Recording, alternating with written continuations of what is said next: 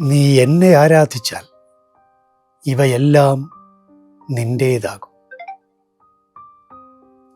മരുഭൂമിയിൽ 40 ദിനരാത്രങ്ങൾ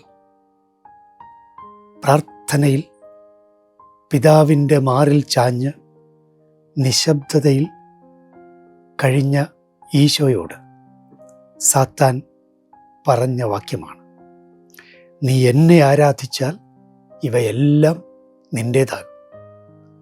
ഭൂമി മുഴുവൻ കാണിച്ചു കൊടുത്തു. സാത്താനെ ഒന്നാരാധിച്ചാൽ ഭൂമി മുഴുവനും സ്വന്തമാകും.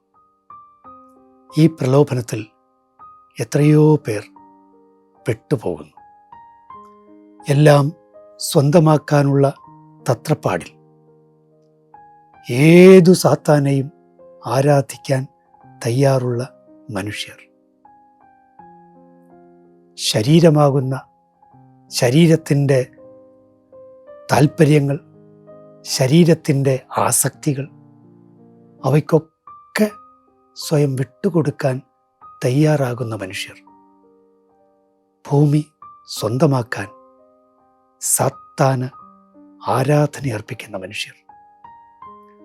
അല്പം പണം കിട്ടുമെങ്കിൽ എല്ലാ സത്യവും എല്ലാ നീതിയും ഉപേക്ഷിക്കാൻ സന്നദ്ധരായ മനുഷ്യർ.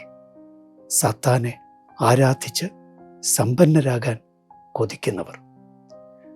അല്പം തട്ടിപ്പ്, അല്പം അസത്യം ഒക്കെ കാണിച്ച് വലിയ വിജയങ്ങൾ, വലിയ അധികാരങ്ങൾ നേടിയെടുക്കാൻ ശ്രമിക്കുന്നവർ. സാത്താനെ ആരാധിച്ച് ഭൂമി സ്വന്തമാക്കുന്നവരാണ്.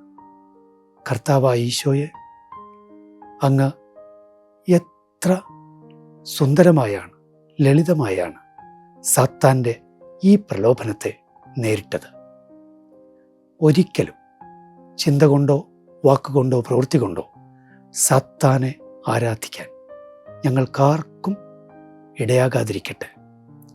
ഭൂമി സ്വന്തമാക്കാനുള്ള ഞങ്ങളുടെ എല്ലാ